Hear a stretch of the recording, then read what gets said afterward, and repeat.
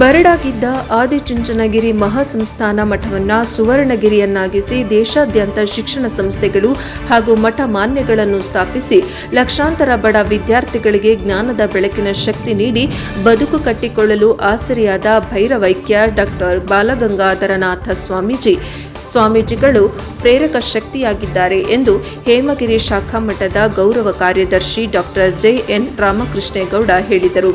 ಅವರು ಯುಗಯೋಗಿ ಪದ್ಮಭೂಷಣ ಭೈರವೈಕ್ಯ ಡಾಕ್ಟರ್ ಶ್ರೀ ಬಾಲಗಂಗಾಧರನಾಥ ಮಹಾಸ್ವಾಮೀಜಿಗಳ 13ನೇ ವರ್ಷದ ಪುಣ್ಯಸ್ಮರಣೆ ಹಾಗೂ 82ನೇ ವರ್ಷದ ಜಯಂತ್ಯೋತ್ಸವದ ಅಂಗವಾಗಿ ಕೃಷ್ಣರಾಜಪೇಟೆ ತಾಲೂಕಿನ ಪುರಾಣ ಪ್ರಸಿದ್ಧ ಪುಣ್ಯಕ್ಷೇತ್ರ ಭೃಗು ಮಹರ್ಷಿಗಳ ತಪೋಭೂಮಿಯಾಗಿರುವ ಹೇಮಗಿರಿಯ ಬಿಜಿಎಸ್ ಪಬ್ಲಿಕ್ ಸ್ಕೂಲ್ ಆವರಣದಲ್ಲಿ ಆದಿಚುಂಚನಗಿರಿಯ ಹೇಮಗಿರಿ ಶಾಖಾ ಮಠದ ಗೌರವ ಕಾರ್ಯದರ್ಶಿಗಳಾದ ಡಾಕ್ಟರ್ ಜೆ.ಎನ್. ರಾಮಕೃಷ್ಣೇಗೌಡರ ನೇತೃತ್ವದಲ್ಲಿ ವಿಶೇಷ ಪೂಜೆ ಪುರಸ್ಕಾರಗಳು ಹೋಮ ಹವನಗಳು ಶ್ರದ್ಧಾ ಭಕ್ತಿಯಿಂದ ನಡೆದವು.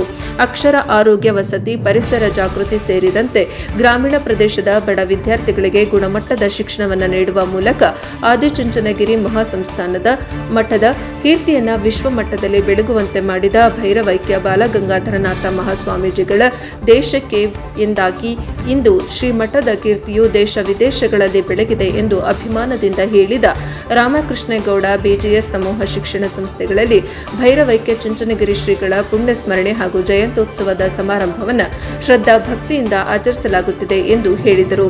ಪಿಎಲ್ಡಿ ಬ್ಯಾಂಕ್ ಉಪಾಧ್ಯಕ್ಷೆ ಲತಾ ಮಂಜೇಗೌಡ, ಬಂಡಿಹೊಳೆ ಗ್ರಾಮ ಪಂಚಾಯಿತಿ ಅಧ್ಯಕ್ಷ ಅಣ್ಣಪ್ಪ, ಸದಸ್ಯರಾದ ಲಕ್ಷ್ಮಮ್ಮ, ಮೋಹನ್ ಕುಮಾರ್, ದರ್ಶನ್, ಪಿಎಲ್ಡಿ ಬ್ಯಾಂಕ್ ಮಾಜಿ ಅಧ್ಯಕ್ಷ ಅಶೋಕ್ ಕುಮಾರ್, ಹಿರಿಯ ಪತ್ರಕರ್ತರಾದ ಬಳ್ಳೆಕೆರೆ ಮಂಜುನಾಥ್, ಕೆಆರ್ ನೀಲಕಂಠ, ನಾದಸ್ವರ ವಿದ್ವಾನ್ ಬಂಡಿಹೊಳಿ ನಿಗರಾಜು ಸೇರಿದಂತೆ ನೂರಾರು ಜನರು ಹೋಮ ಹವನಗಳು ಹಾಗೂ ಧಾರ್ಮಿಕ ಕಾರ್ಯಕ್ರಮಗಳಲ್ಲಿ ಭಾಗವಹಿಸಿ ಗುರುಕೃಪೆಗೆ ಪಾತ್ರರಾದರು. ಬಿಜಿಎಸ್ ಪಬ್ಲಿಕ್ ಸ್ಕೂಲ್ ಪ್ರಾಂಶುಪಾಲ ಪುನೀತ್ ಕಾರ್ಯಕ್ರಮದ ನೇತೃತ್ವ ವಹಿಸಿದ್ದರು. ವರದಿ doctor KR Neelakantha, Krishnarajapete, NKS TV 4 Mandya.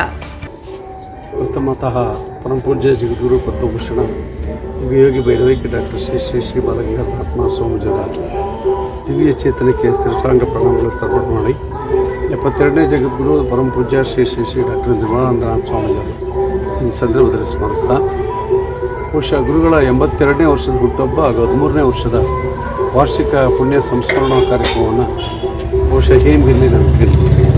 ನಮಗೆ ಈಗಾಗಲೇ ಗೊತ್ತಿದೆ 13ನೇ ತಾರೀಕಿಂದ ಸ್ಟಾರ್ಟ್ ಆಗುವಂಥ ನಮ್ಮ ಪೂಜೆ 28ಕ್ಕೆ ಈ ತಿಂಗಳು ಮುಗಿಯುತ್ತದೆ. ನಮ್ಮೆಲ್ಲ ಶಾಲಾ ಕಾಲೇಜುಗಳಲ್ಲಿ ನಿರಂತರವಾಗಿ ಪ್ರತಿನಿತ್ಯ ಈ ಥರದ ಬೆಳಗ್ಗೆ ಹೋಮ ಹವನ ಯಜ್ಞ ಯಾಗಾದಿಗಳು, ಅದಾದಮೇಲೆ ಮಧ್ಯಾಹ್ನ ಗುರುಗಳ ಪ್ರಸಾದ ವಿನಿಯೋಗ ಇರ್ತದೆ. ಅದಾದಮೇಲೆ ಸಂಜೆ ಮಕ್ಕಳ ಕಾರ್ಯಕ್ರಮ ಇರ್ತದೆ.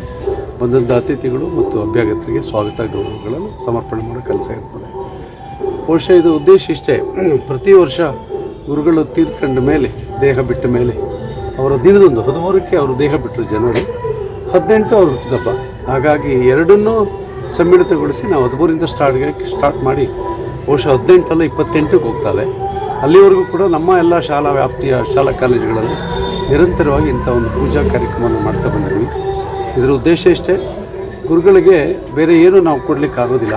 ಅವ್ರು ಮಾಡಿರೋ ಸಾಧನೆಗೆ, ಈ ಸಮಾಜಕ್ಕೆ ಕೊಟ್ಟಂಥ ಕೊಡುಗೆಗೆ ಬಹುಶಃ ಅವರ ಸ್ಮರಣೆಯನ್ನು, ಅವರು ಹುಟ್ಟಿದ ದಿನಾನ ಮತ್ತು ಅವರು ಸಂಸರ್ಗ ಆದಂಥ ದಿನಗಳನ್ನು ನೆನಪು ಮಾಡ್ಕೊಳ್ಳೋದ್ರ ಮುಖಾಂತರ ಬಹುಶಃ ಭಕ್ತಿಯ ಸಮರ್ಪಣೆಯನ್ನು ಗುರುಗಳಿಗೆ ಅರ್ಪಿಸಬೇಕಾಗಿದೆ.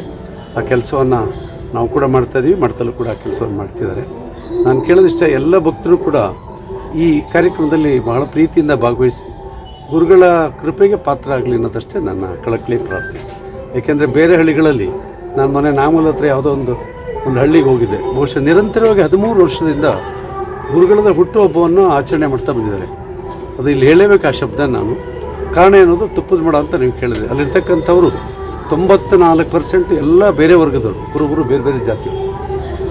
ಅಂಥ ಒಂದು ಊರಿನಲ್ಲಿ ಗುರುಗಳ ಆರಾಧನೆಯನ್ನು ಬಿಡದೇನೆ 14ನೇ ತಾರೀಕು ಪ್ರತಿ ವರ್ಷ ನಾನೇ ಹೋಗಿ ಅದನ್ನು ಉದ್ಘಾಟನೆ ಮಾಡ್ತೀನಿ, ಆಚರಣೆ ಮಾಡಿ ಬರ್ತೀನಿ. ಅದು ನೋಡಿದಾಗ ನಮಗನ್ಸುತ್ತೆ ಬಹುಶಃ ನಮ್ಮ ಭಕ್ತರುಗಳು ಇನ್ನೊಂದಷ್ಟು ಜಾಗೃತರಾಗಬೇಕೇನೋ ಅನ್ನೋಂಥ ಮನಸ್ಥಿತಿಯನ್ನು ಕೂಡ ಈ ಸಂದರ್ಭದಲ್ಲಿ ಹೇಳ್ತಾ, ಎಲ್ಲರಿಗೂ ಕೂಡ ಗುರುಗಳ ಕೃಪೆ ಆಶೀರ್ವಾದ ಸದಾ ಇರಲಿ ಅಂತ ಹೇಳಿ ಬೇಡ್ತಾ ನನ್ನ ಮಾತನ್ನು ಮುಗಿಸ್ತೀನಿ. ಜೈ ಶ್ರೀ.